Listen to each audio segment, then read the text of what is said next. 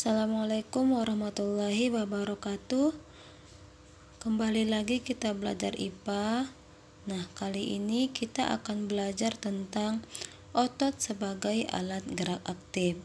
Sebelum memulai pelajaran kita, marilah kita membaca basmalah. Otot merupakan alat gerak aktif. Mengapa dikatakan alat gerak aktif?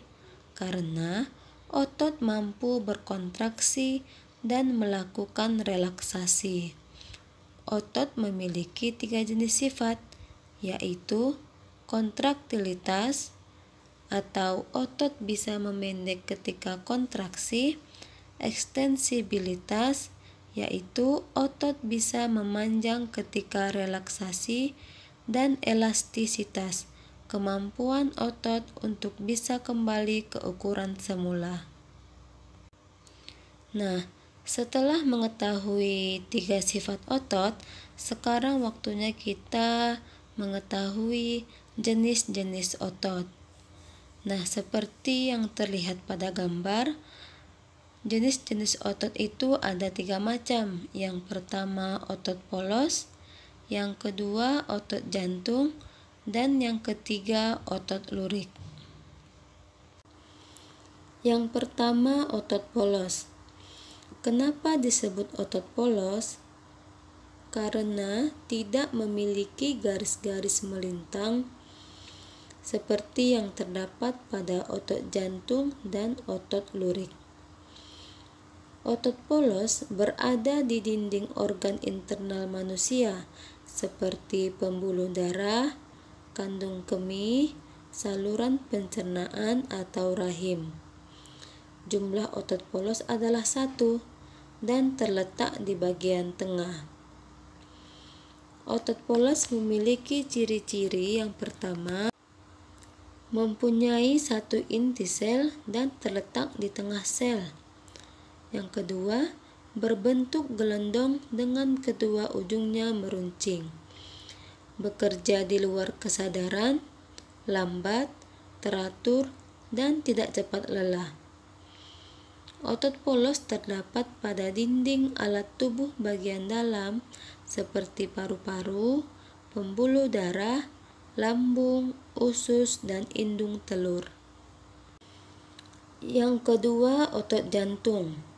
Otot jantung terdiri dari sel-sel yang memanjang dengan banyak inti yang terletak di pusat.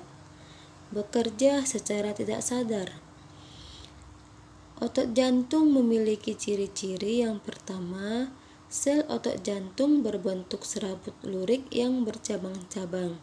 Yang kedua, sel mempunyai 1 atau banyak inti sel dan terletak di tengah serabut. Yang ketiga, otot jantung bekerja di luar kesadaran atau tidak diperintah otak, tapi dipengaruhi oleh persediaan oksigen yang cukup. Sedangkan otot lurik bekerja secara sadar, dan ciri-ciri otot lurik itu yang pertama, berbentuk silinder, memiliki inti yang banyak, dapat mengalami kelelahan, dan otot melekat pada rangka yang disebut sebagai otot rangka. Nah, setelah kita mengetahui tentang jenis-jenis otot, sekarang kita akan membahas mengenai sifat kerja otot pada manusia.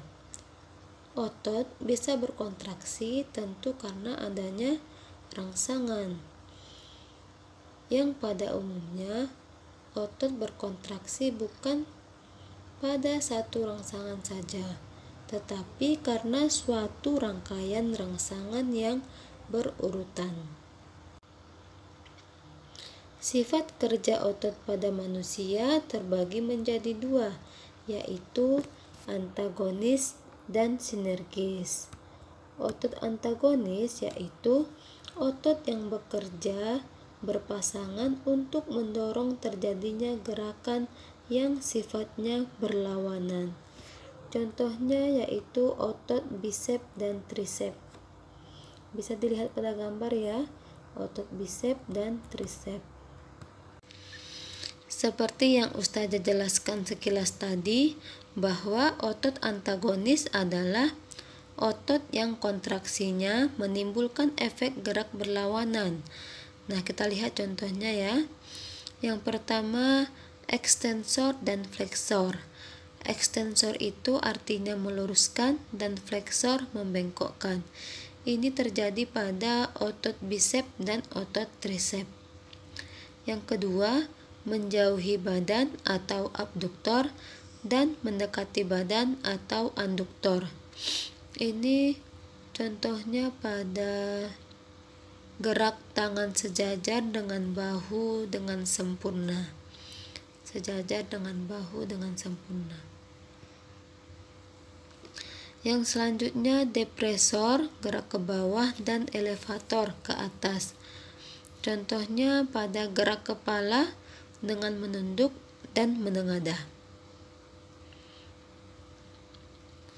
Selanjutnya suprinator, menengadah, dan pronator menelungkup. Contohnya gerak telapak tangan menengadah dan gerak tangan menelungkup.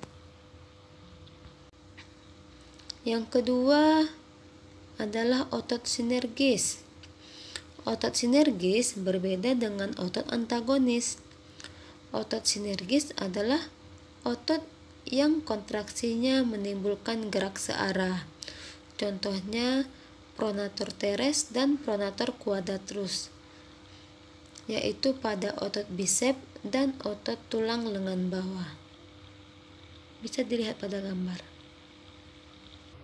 Cukup sekian pembelajaran kita hari ini. Sekarang waktunya abang-abang dan kakak-kakak mengambil alat tulis untuk mengerjakan soal yang ada. Ustazah tutup dengan bacaan hamdalah. Assalamualaikum warahmatullahi wabarakatuh.